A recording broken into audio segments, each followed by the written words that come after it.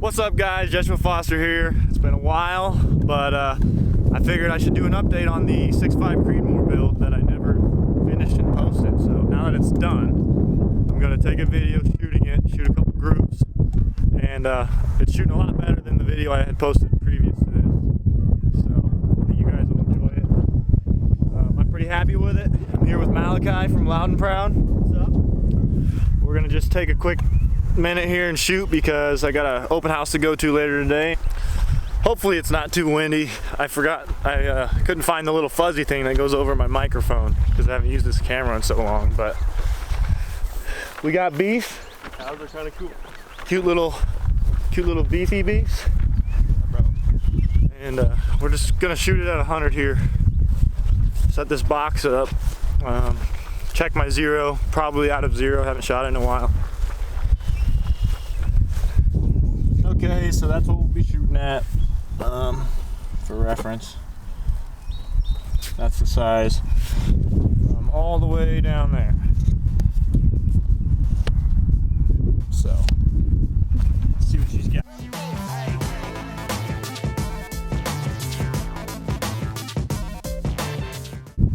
Okay, so this is my 6.5 Creedmoor for those of you that didn't watch the previous build videos.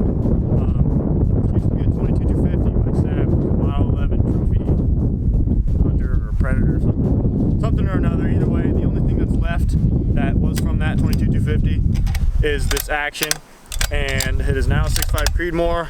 I bought a Criterion barrel with a Con Solutions muzzle brake on it.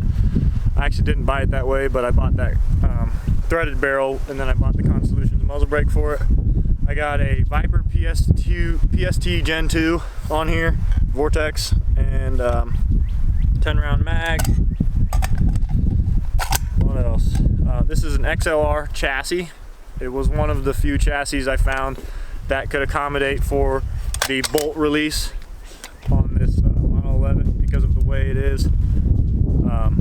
It's one of those that you push back from the front of the trigger guard when it's in the stock, when it's got that little plastic synthetic stock, and it doesn't have like a thumb button release on top or the side. So this chassis accommodates for that. Bolt release.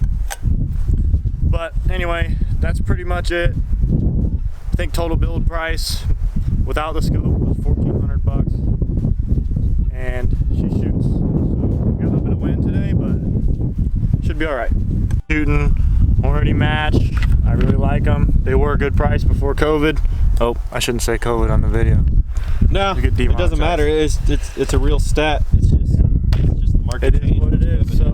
Market change. These used to be like 19 bucks a box. Now they're probably like 60 or 70. Oh well, we're gonna just shoot a few of them. $3 a round. Yep. So anyway, these seem to shoot really good out of this barrel. I haven't even gotten my barrel to the break-in point yet. Honestly, I don't even want to for how much it costs to shoot right now. So we're just gonna shoot it. It shoots really good just the way it is anyhow.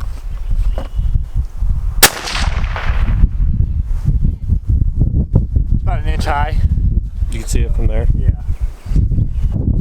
Which I don't really have a good focal point on that black blob, but I'm just aiming in the middle and shooting. Yeah. So we're not going to adjust my scope. It's not a 10-ring target.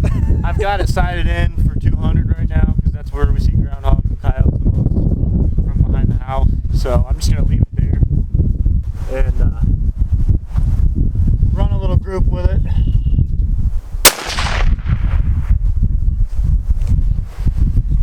Right next to it, but I am moving quite a bit. I'm not shooting as good as the gun is capable, that's for sure. I'm a little bit rusty.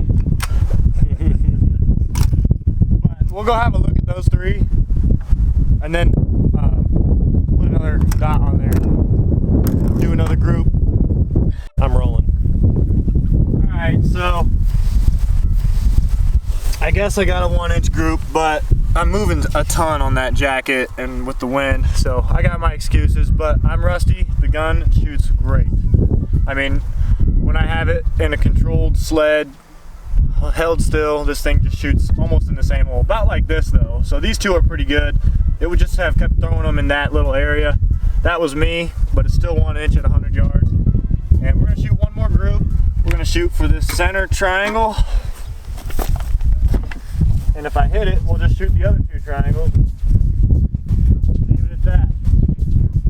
As long as the box doesn't fall over. Alright, so I think I'm gonna bring it down 1/2 mil, which is 5. I'll shoot once. If it's way low, I'll move it back up, but I don't quite know the whole system yet by heart.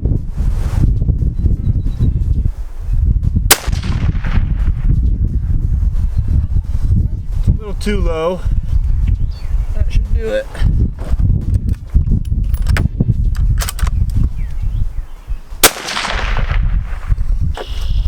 Alright, now we're going to shoot for the left triangle now that I should be fairly sighted in.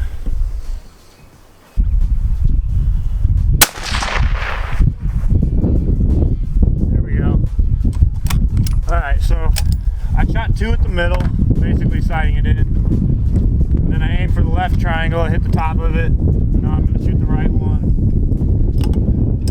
And it just smacks right behind the crosshair right now. Every time my heart beats, I see that crosshair do like this. But if you were Bob Lee Swagger, it would do that. unfortunately, I am not Bob Lee Swagger.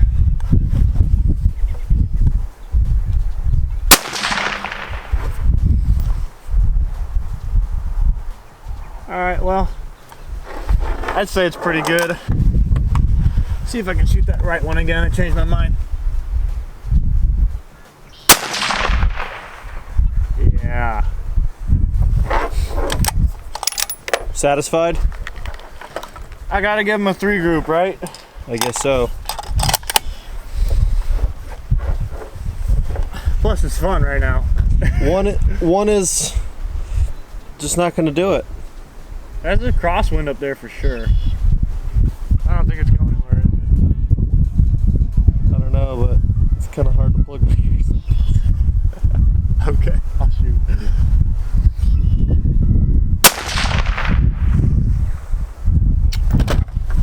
Dropped it low. Oh well. Anyway, guys, the gun's a shooter. It's way, way better than it was. And one of these days, we'll go shoot some animals with it. Maybe. You've already shot some animals with it. Yeah, I shot a couple deer. Shot a squirrel last fall at 250 yards. Yeah, a few coyotes, a few groundhogs. I mean, it's getting a little bit of a rap sheet, but